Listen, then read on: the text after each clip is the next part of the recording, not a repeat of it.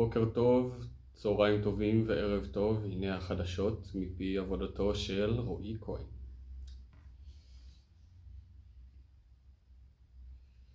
סטודיום. לנושאנו סטודיום. האדם בתמונה הוא קרוב משפחה של הבנות שהוא מחזיק בידיו. אפשר להגיע למסקנה הזאת מהקרבה של האדם והבנות, מהחיוך של האדם ואחת הבנות שהוא מחזיק, מהרוגע שהבת הנוספת מפגינה ומהזווית המתוכננת של הצלם שמעיד על היותה של התמונה תוצאה רצויה. התמונה צולמה בתוך בית על פי הקירות והרהיטים. בעלי הבית הם מעריצי קולנוע על פי שתי התמונות של הסרטים ברקע. התמונה צולמה ביום קר על פי הלבוש הארוך של האדם והבנות בתמונה. הבנות בתמונה הן החיות על פי הדמיון במבנה הפנים שלהן. פונקטום. בתמונה אני מחזיק ומצטלם עם שתי האחייניות שלי ביד, וזהו זיכרון טוב. לראות את האחיינית הגדולה מחייכת עושה לי טוב על הלב, גם כשהשנייה מחייכת, אבל זה לא קורה בתמונה הזאת. הזווית הכמעט זהה של שתיהן בתמונה משעשעת אותי, במיוחד יד שמאל של שתיהן שמוחזקת באותה הזווית. בתמונה אני מזהה את הבית של אחותי וזה גורם לי לחשוב עליה. התמונה הגדולה של פייט קלאב ברקע גורמת לי לחשוב על השיר Where is my mind של להקת הפיקסיס שמתנגן בסצנה המוצגת בתמונה הזו. וזהו זיכרון, זוהי סצנה שאני אוהב. זהו שיר שאני אוהב. בנוסף לכל זה, אני לובש את המעיל ג'ינס שלי, שאני לובש גם היום, שהוא אחד מפרטי הלבוש החביבים עליי, ואני חושב שגורם לי להיראות טוב בתמונה הזאת. והבנות מהממות כרגלן, אבל זה מובן מאליו, לא צריך לציין את זה. שאלה מספר 2. התמונה הראשונה.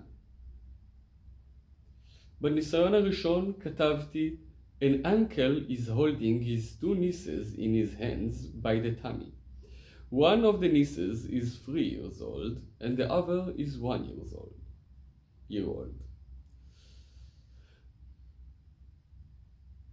התוכנה התייחסה לבטן יותר משרציתי והדגישה אותה בכך שחשפה אותה והפכה את הדוד לשמן. המיקום גם לא היה מדויק מכיוון שהן ממוקמות יותר גבוה. בתמונה השנייה כתבתי An uncle is holding his 2 nieces in his hands. One of the nieces is 3 years old and the other is 1 year old. ההבדל היחיד ששיניתי בטקסט הוא להוריד את הבטן מהמשפט. המיקום השתפר והפעם התוכנה גם הוסיפה לדוד ראש. הלבישה את האחייניות בשמלות ונעליים והוסיפה רקע של חצר. בתמונה השלישית כתבתי An uncle is holding his 2 nieces in his hands by the chest. One of the nieces is 3 years old and the other is 1 year old.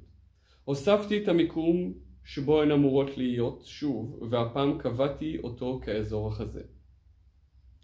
רציתי לראות אם המיקום משתפר אפילו יותר, אבל הוא נשאר זהה לתמונה הקודמת.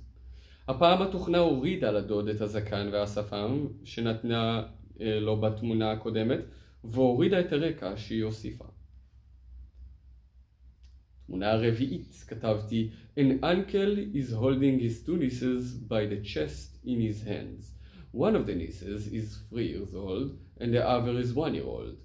At the background there are 2 posters of famous movies. הוספתי לרקע את שני הפוסטרים של הסרטים. התוכנה הוסיפה לדוד שוב שפם וזקן. היא גם שינתה את צבע השיער של האחייניות לבלונדיני וחום. צמצמה את המרחק בין 3 הדמויות בתמונה ושינתה את הביגוד של הבנות לגופיות. לפי סוסיר, המשמעות של מסומן נקבע ביחס למסומנים אחרים. לדוגמה, המילה גדול נמדדת ביחס למילים קטן ועצום.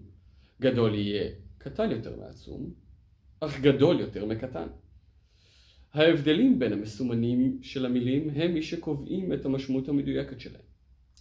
בתמונות נוצרו הבדלים שאני קבעתי בטקסט, כמו המיקום של האחייניות בידיו של הדוד, ששונה מליד הבטן לליד החזה בתמונות 1 ו-2, או הוספתי רקע בין תמונות 3 ו-4.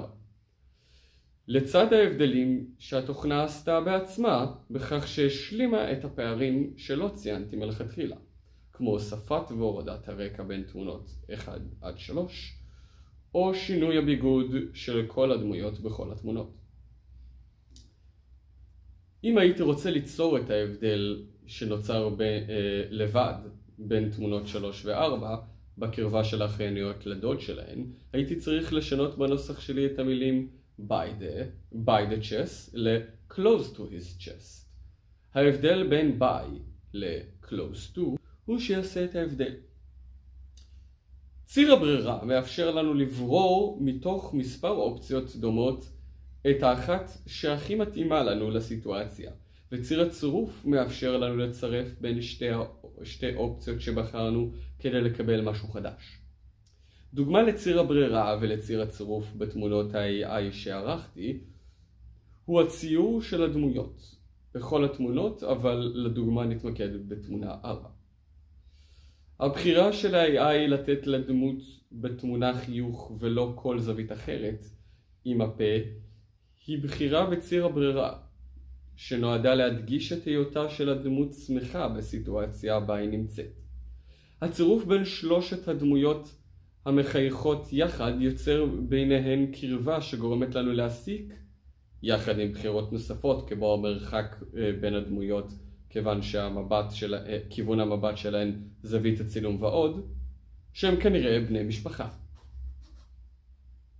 שאלה מספר 3.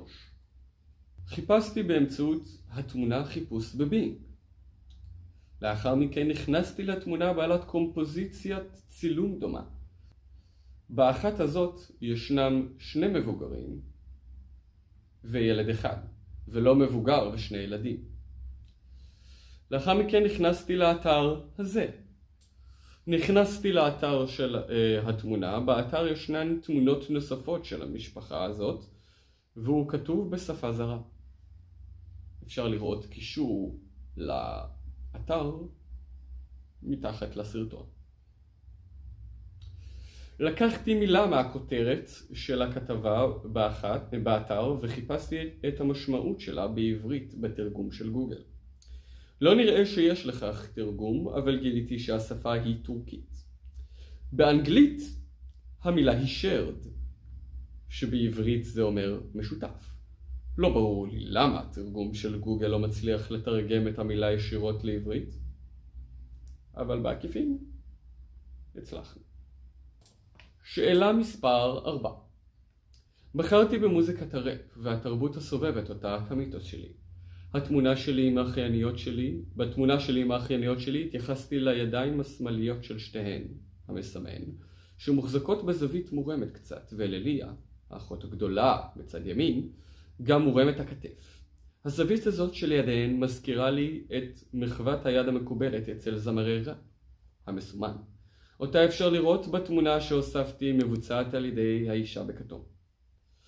במחשבה ראשונה החיבור בין השניים יצר שעשוע, מכיוון שתרבות הראפ מתייחסת ומקובלת בקרב גילאי התבגרות, גילאי 13 עד 18, ובגרות צעירה, גילאי 18 עד אמצע גילאי 20.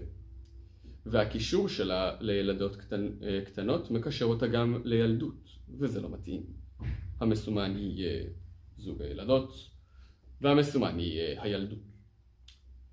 אך במחשבה יותר מעמיקה אני נרתע מהחיבור הזה, במיוחד כשמדובר בחיבור לאחייניות שלי, מכיוון שהערכים של התרבות הזאת מתקשרים לערכים שאני מתנגד אליהם, ואני לא רוצה שהאחייניות שלי יקדשו אותם. הערכים המדוברים אינם כסף וסקס קובעים את ערכו של האדם. במקרה הזה המסמן יהיה זווית היד המקובלת בקרב זמרי הראפ, והמסומן יהיה ערכי הראפ. תודה לכם ושיהיה שבוע טוב.